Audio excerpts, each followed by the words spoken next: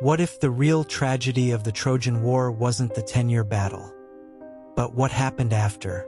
The warriors became legends, but the women, forgotten, abused, erased. We've all heard the story of the Trojan horse, how Greek soldiers hid inside a wooden statue, fooled the Trojans, and sacked their city. But that's just the highlight reel. What came after the flames died down? What happened to the mothers, daughters, queens, and girls of Troy once the war was over and their men were dead? This video dives deep into the story that Greek poets barely whispered. A raw, painful look at what happens when war ends for the victors, but never ends for the victims. The part they never taught in school.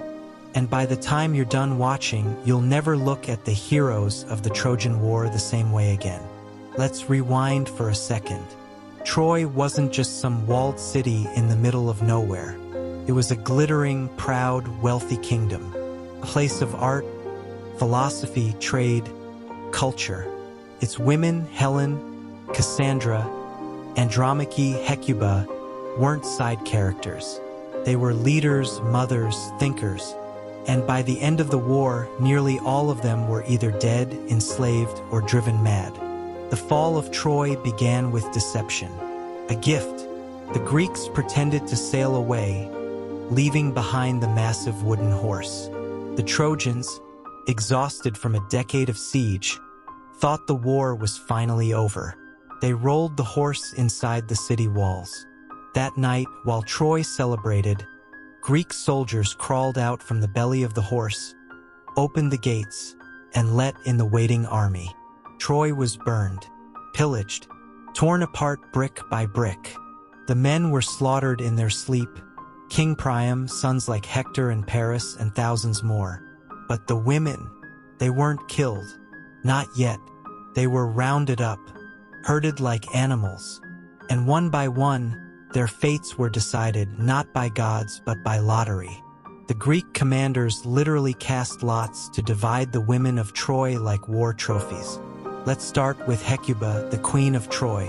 She had once been royalty, a mother of heroes, a symbol of grace. But after the fall, she lost everything. Her husband Priam was butchered at the altar. Her sons were dead. Her city was ash. She was given as a slave to Odysseus, the trickster, the so-called mastermind behind the Trojan horse. Imagine that, going from queen to servant, now forced to serve the man who destroyed your family. And it gets worse. Hecuba's grief broke her. Ancient sources say she lost her mind. In Euripides' plays, she's portrayed as a shattered soul, mourning, plotting revenge, even blinding the sons of her enemies with her bare hands. When a woman has nothing left to lose, the rage that follows is terrifying. Andromache was another tragedy. The wife of Hector, the Trojan prince. She had tried to live a quiet life, stay out of politics, care for her son, Astyanax. But after Hector died defending the gates of Troy, she was taken captive by Neoptolemus, the son of Achilles. If you're thinking maybe that was a slightly better fate, think again. Neoptolemus was no hero. He was brutal, cruel, and eager to prove himself even more deadly than his father. He claimed Andromache as his prize. But the worst part? He took her son, a child, just a baby, and threw him off the walls of Troy. Why? Because Greek commanders feared Astyanax might grow up and one day seek revenge. So they murdered a toddler to prevent a future rebellion. That's not mythology. That's cruelty, plain and simple. Helen, the infamous face that launched 1,000 ships, had a complicated fate. Remember, she had run off with Paris, Prince of Troy, or been kidnapped, depending on which version you believe. The Greeks had supposedly gone to war to bring her back. And when they finally did, Menelaus, her original husband, took her back to Sparta. But her reception wasn't warm. Many saw her as the cause of the war, the reason thousands had died. Some say she was welcomed back and forgiven. Others claim she lived under watch, scorned, distrusted for the rest of her life. Either way, she was never truly free again. She had been used as a reason for war, a pawn in a game played by men. And then there was Cassandra. Oh, Cassandra, the prophetess cursed to always tell the truth and never be believed. She had warned the Trojans about the horse, begged them not to bring it in, screamed that disaster was coming. But no one listened. After the city fell, she ran to Athena's temple, the most sacred ground, hoping for protection. She found none. Ajax the Lesser, a Greek warrior, dragged her from the altar and assaulted her right there in the holy space. Yes, that's how graphic this story gets. Even the gods were horrified.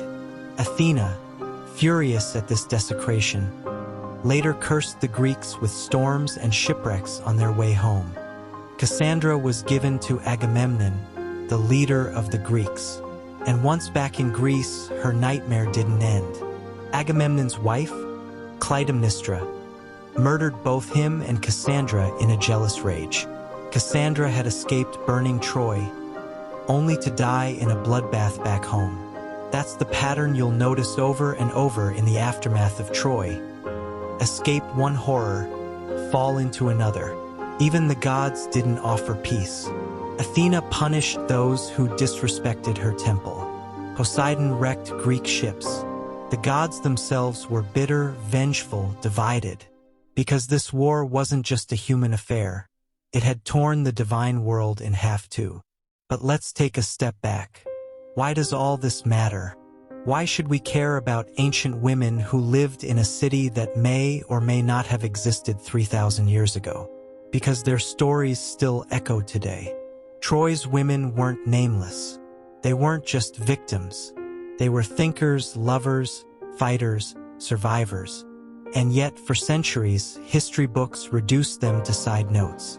The spoils of war, the fallen wives, the kidnapped beauty.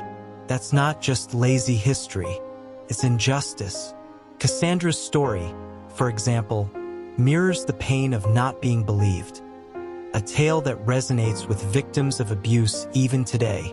Her screams ignored, her truth denied. Sound familiar? Andromache losing her son to a tyrant's fear? That happens even now in war zones across the globe. Hecuba's descent into madness? It's the grief of any mother who's lost everything and still has to keep going. These women aren't mythical figures in some dusty book. They're the blueprint of what happens when society treats women as prizes, as objects, as collateral damage. And the worst part? We almost forgot them. For every 1,000 times Achilles is praised for his strength or Odysseus for his cleverness, how many times do we talk about Hecuba's heartbreak or Cassandra's courage? Not enough.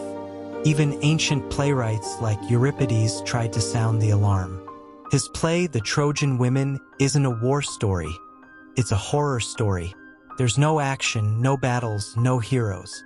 Just broken women sitting in the ashes, waiting to be shipped off into slavery. And when that play was performed in ancient Athens, a city that had just destroyed another island in war, it was a gut punch. A reminder of what war really leaves behind. Not victory, but sorrow. Today, we tell stories of war with clear lines. The winners and losers, the good guys and the bad guys. But real war isn't like that. And the Trojan War proves it. Because the Greeks won. They destroyed Troy, got Helen back, took riches, gained glory, but they also lost something bigger, their humanity. Menelaus took back a wife who may not have loved him. Agamemnon returned home only to be killed. Odysseus wandered for 10 years trying to get home, cursed by the gods. Achilles was already dead. The Greeks didn't return triumphant. They limped home, cursed, broken, empty. And the women of Troy, they were scattered across the Greek world. Some died in shame. Others raised the children of their captors. A few found moments of peace, but the scars remained. Physical, emotional, generational. The story of the Trojan War doesn't end with fire. It ends in silence, in mourning, in women standing in ruins, holding the memory of what once was. And that's the part we were never told. But now you know, and maybe next time you hear about the glory of war, you'll remember the price that was paid by the people who had no sword to raise and no voice to scream. To hear the hidden truth behind another ancient myth, go ahead. Click the next video now.